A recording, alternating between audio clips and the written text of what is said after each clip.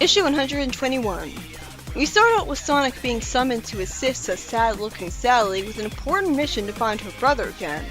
Meanwhile, we see Jeffrey and Hershey in a red biplane being chased by Eggman's missiles, with Jeffrey saying that Prince Elise's trail led them to a place called Feral Forest. That doesn't sound like a place that's well regarded by the locals. After the plane gets hit, with both of them still fine and able to snark at each other, they misspell miles per hour somehow, and the locals go to see them from a plane crash and get promptly warned by them about Eggman's technoblimps. Someone's husband is irritated at how Jeffrey rallied up the crowd, thinking, typical, and masterfully played, Jeffrey, and thinking that he always did have a knack for making bad ideas sound like good ones at the time. Then it's revealed that this woman's husband is in fact Elias, as she asks him where he's going and wonders if war and politics were a part of the past that he refuses to speak of. So wait, Elias is already married to a pregnant woman? How old is he? I thought he was barely 18. I mean, he doesn't look that much older than Sally. After Jeffrey and Hershey find Elias in front of Meg, he says that he's packing their bags so they can get as far away from here as possible. I like Jeffrey's response to this. So is this the way the heir to the throne of the Acorn handles a stressful situation? By running away? After he tells him to listen to him, Elias snaps, "I'm sick and tired of listening to you. Do you hear me, skunk? I'm through taking orders from you." It's good that he stands up to him, but now's not really the right time for it. He's not that different from Sally, as while he appears calm and collected and polite most of the time, even he has his limits and can get angry when he's pushed too far, especially at someone bossing him around. Unfortunately, right then and there, some robots show up and forcibly bring them all to Eggman.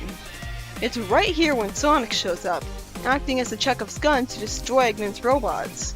Eggman insists that Sonic's outnumbered, and when Sonic says guess again, I assumed he'd promptly show that he can destroy all of those robots by spin dashing them all by himself. But instead I'm expected to believe that a crowd of angry villagers can all take them, even though the robots are still made of hard, unpunchable metal. We then cut to the robots defeated, with Sally hugging Elias and being kind of excited about being an aunt. I have to say, him marrying this random woman and getting a child is handled way more poorly than Robin's wife, where we had a small story arc where Robin fell in love with Marianne, justifying their current status. It was still quick and sudden, but not as ridiculously quick and sudden as this. Elias tells Sally that he's not going back to Knothole because he's grown accustomed to his life here as a simple woodsman, and it's the kind of life he wants for his child, even though he's the heir to the throne. The problem is, the freedom fighters are lucky they can protect Knothole as it is, with this location being known, and they barely saved this random village as it is. So if they're going to be expected to protect both villages because the heir to the throne is in one of them, their resources are going to be spread out a little thin. The story ends with Elias' wish being respected, which almost defeats the purpose of the journey in the first place. Then we cut to Knuckles' supposed funeral, where I'm just left waiting for him to get up. He's being called a man-child? That's normally a pretty bad insult, so proud man-child is weird dialogue. Then finally, after a whole bunch of panels get pointlessly wasted, we see the green Knuckles in a spirit form watching his own funeral. Then a ghost tells Knuckles that all of the echidnas are connected to the Chaos Force, that which binds all together, and that's how they're all ghosts. How does Knuckles know Harlan's name? He was never supposed to be that big on echidna history.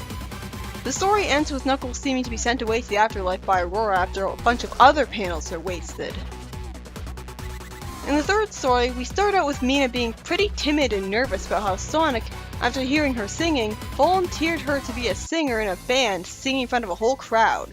At first, Mina is relatable as she's really nervous, but seeing that Sonic believes in her gives her the courage to start showing what a great singer she is. Sonic awkwardly says that he likes Mina's singing and not her, and Nicole shows personality by insisting that Mina's singing is completely overrated because of the decibel level alone. Unfortunately, after the singing is done, Mina unintentionally causes a problem once again, as Sally witnesses from her castle that after she hugs Sonic in gratitude, Sonic affectionately touches her chin, proving that he might care for her after all. And since Scourge is such a Casanova, it only makes sense that Sonic would have a side to him like that, especially considering what a neglectful girlfriend Sally has been. In what universe is Sally fulfilling his needs? I'm not holding any of this against Mina because none of it is really on purpose. The first story was by Carl Bollers, and while Elliot doesn't agree to come home, at the very least his fate is found out. He's a simple woodsman in a village who has a pregnant wife all of a sudden. Not only does this whole wife thing come out of nowhere, so it's hard for me to get attached to it, and it feels really arbitrary instead of well earned. And not only is it really weird that he can even have a pregnant wife to begin with, since, well, a teenager can get someone pregnant, but I don't really know how old he is. Seems weird. Not only that, but if the heir to the throne is going to be living in a different village from Sonic, then the freedom fighters are going to be spread out pretty thin because now there's two villages that are vital to monitor and protect. It would be so much easier if Elliot just came to Knothole instead of making his own village a huge target, especially since Eggman knows where it is, and it's not like it's going to be surrounded with a security system or something, which I'm sure would just make the villagers uncomfortable from not being used to it anyways. At the very least, Jeffrey was allowed to have a good idea for once, despite Elliot's assumption, because them rounding up a crowd against Eggman resulted in a whole bunch of robots being destroyed, although Sonic should have easily been able to take them all by himself anyways. The second story was by Ken Penders, and just felt like a very frustrating, overly long waste of time because it's so blatantly obvious that they wouldn't permanently kill off a main character like Knuckles. So this whole plot is just treating the audience like naive idiots.